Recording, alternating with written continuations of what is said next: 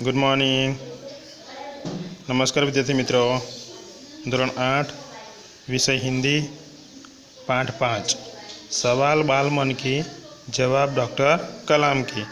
ये साक्षात्कार है। इसमें बच्चे जो प्रश्न पूछते हैं उसका उत्तर डॉक्टर अब्दुल कलाम देते हैं। तो अब आगे का प्रश्न है, भाग 5 है। प्रश्नकर्ता अर्श मेहता, कक्षा 12, तेजस हाई स्कूल, बड़ौदा। आपको ऐसा क्यों लगता है कि 2020 तक भारत विकसित राष्ट्र बन जाएगा? अर्श का प्रश्न है कि अब्दुल कलाम, आपको ऐसा क्यों लगता है कि 2020 तक भारत विकसित राष्ट्र बन जाएगा? तो डॉक्टर अब्दुल कलाम जवाब देते हैं कि भारत की जनसंख्या कितनी है? तो 1 अरब से अधिक है।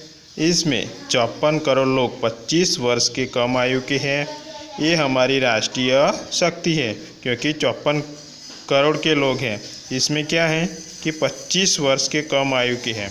54 करोड़ लोग कितने आयु के हैं? तो 25 वर्ष के कम आयु के, याद रखना।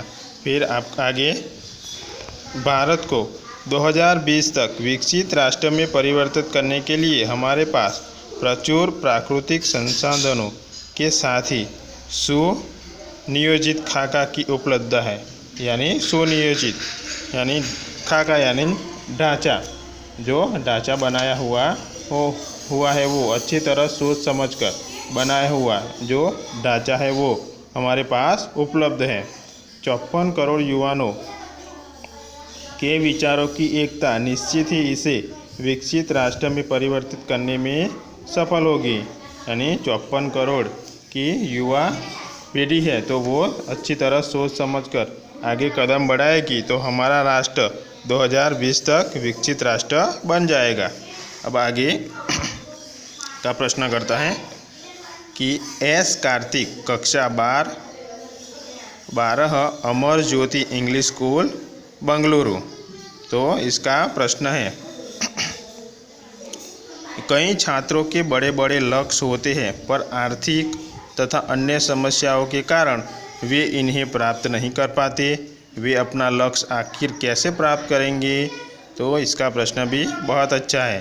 तो डॉक्टर कलाम जवाब देते हैं कि स्कूल में पढ़ाई में अच्छा प्रदर्शन करने पर छात्रवृत्ति प्राप्त होती है, यानी शिष्यवृत्ति प्राप्त होती है। साथ ही उच्च शिक्षा के लिए बैंकों से ऋण लेने हेतु पात्रता भी मिलती है। अच्छी शिक्षा लेनी है तो बैंक वाले भी हमें पैसे भी देते हैं। फिर आगे, जीवन में ऊंचा लक्ष्य निर्धारित करने पर बाधा हो तो आती है। बाधा यानी मुश्किल। जीवन में हम ऊंचा जो बड़े लक्ष्य प्राप्त करते हैं तो उसमें बाधा यानी रुकावट, विघ्न जो आते ही रहते हैं, उनको हमें सामना करना पड़ता है। हमें कठोर परिश्रम और उत्कृष्ट कार्यों से इन्हें पराजित करना होगा। यानी जो भी बाधाएं हैं तो कठोर परिश्रम करके आगे बढ़ सकते हैं। इन्हें पराजित यानी उसको हरा कर हम अपने लक्ष्य तक पहुंच सकते हैं। विघ्न, बाधाओं से व्यक्ति को पराजित नहीं होना चाहिए। जो बाधाएं जीवन में आती है उसको सामना करना है, हम पराजित नहीं होंगे और आगे ही बढ़ेंगे।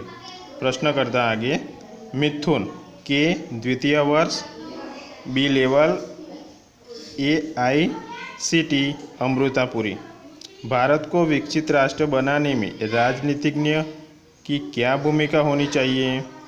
तो आगे जवाब देते हैं डॉक्टर कलाम, जिम्मेदार राजनीतिज्ञ दूरदर्शितापूर्ण नीतियाँ बनाता है, यानी आगे की सोचता है। जो दूरदर्शिता यानी दूर की बात सोचने का गुण होता है, वही उसमें दूर की बात सोचनी होती है। महात्मा गांधी ने निष्ठा के राजनीतिक सिद्धांत को सत्य, अहिंसा तथा निस्वार्थ भाव में डालते हुए ब्रिटिश शासकों के विरुद्ध अपनी लड़ाई छेड़ी थी। वर्तमान राजनीतिज्ञ को अपने कठिन परिश्रम, उत्कृष्टता और पारदर्शी कार्यों में मार्गदर्शन देना होगा।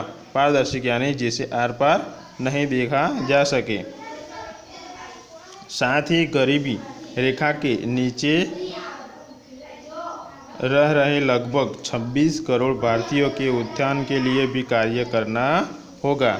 हमारे देश में गरीबी ज़्यादा है, तो गरीबी को भी ध्यान में लेकर यानी उसमें हम आगे बढ़ सकते हैं।